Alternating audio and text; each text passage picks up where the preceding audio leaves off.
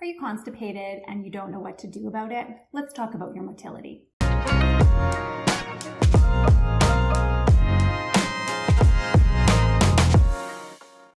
So chances are you have been constipated at some point in your life, or some people always have ongoing constipation. It's just something that they're struggling with, and they don't know what to do about it. There's many reasons that could be causing your constipation, but today we're going to talk about motility. So what is motility? Motility is basically like when your digestive system is slow. So everything is just kind of sluggishly moving through your system. So when it's not moving through your system, you can't excrete it. So you're not having a bowel movement. It's basically just sitting in there, which is really, really bad for your body because that's when all of the bad bacteria get a chance to kind of flourish. And it's toxic. I mean, it's waste, right? The waste should be coming out.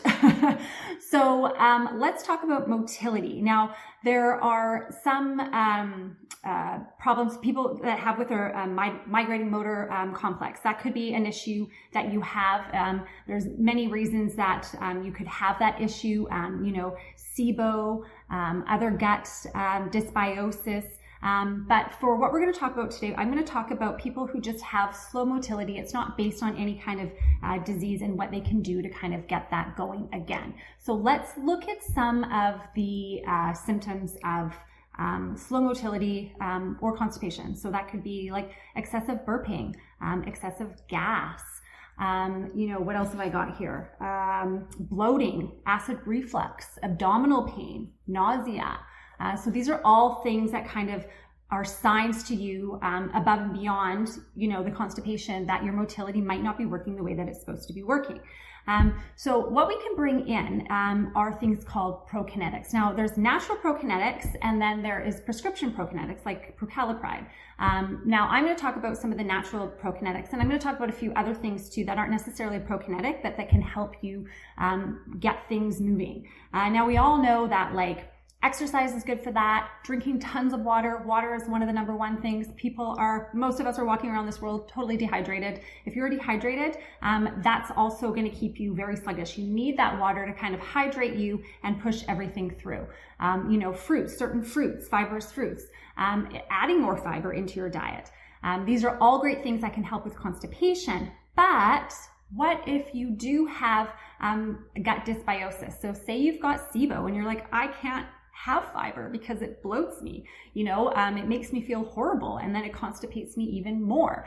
So there are, depending on where you're kind of at or what's going on in your body, I would recommend different things, but let's look at people who are saying, okay, I can't have high fiber, because they've got SIBO. What can I do? What can I do to kind of get that motility going? Because I need to kind of get all of this out of my body. And that's where we would come with natural prokinetics. Now, there's a few things that I'm going to mention here that I like. The first one I'm going to talk about actually is it's betaine. Now, I'll get into the prokinetics in a second here, but I want to talk about betaine HCl. So this is basically the acid in your body. If your body isn't producing enough acid to break everything down, especially like protein, then your system is not going to be able to break it down, digest it, and then excrete it. You need that acid. And funny enough, a lot of people that have acid, or they think it's too much acid in their body, rather, they don't have enough acid. So the first thing I do want to look at is betaine HCl. So take a look at that. That is something that you would be eating, or rather taking with protein. So if you're eating a lot of protein in your diet, you want to make sure that you are taking betaine. Now, there's a test that you can do, and you start with 2 or 3 that you take with a meal where you're eating protein, and you keep taking it until you kind of get that warmth kind of feeling where you're like, okay, and when you get that little bit of that warmth burning, then you take it down a notch. So if you were at 4 pills, you would go down to 3 pills, and you would take that with, all of your meals that have protein in it. That will help your digestion, break down the food that you're eating and excrete it. So another one that I want to talk about now, I'm going to talk, another thing that, gentian root. This is one that I love. And a lot of people will say that they will take gentian rather than the betaine. I think like if you're really constipated, I would go with both. Now, gentian is something, it is a bitter, so it gets your digestive juices flowing. It gets the bile flowing. This is something that I think works wonders. You take it anywhere from kind of like 15 to 60 minutes before you eat a meal. So it kind of is working beforehand, get those juices going to help you kind of digest your food. Gentian is a great one. I would definitely try this. It's been wonderful for me.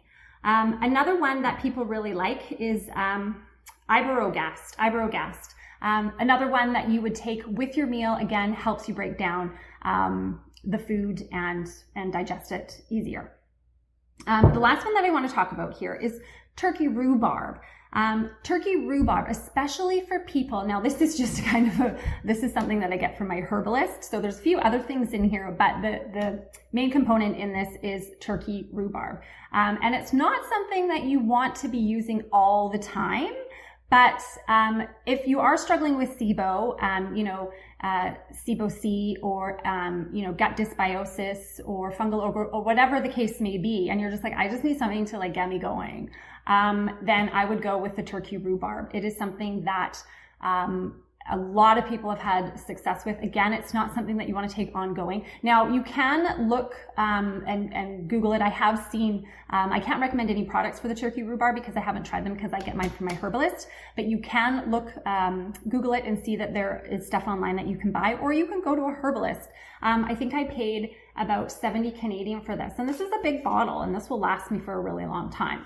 So there's some things that, can get you going. People talk about like probiotics and things like that. You have to make sure that you're onboarding probiotics and fiber when you've got somewhat of a healthy gut. And depending on, like, this is such a, we could really dive into this because there's so many different areas of it.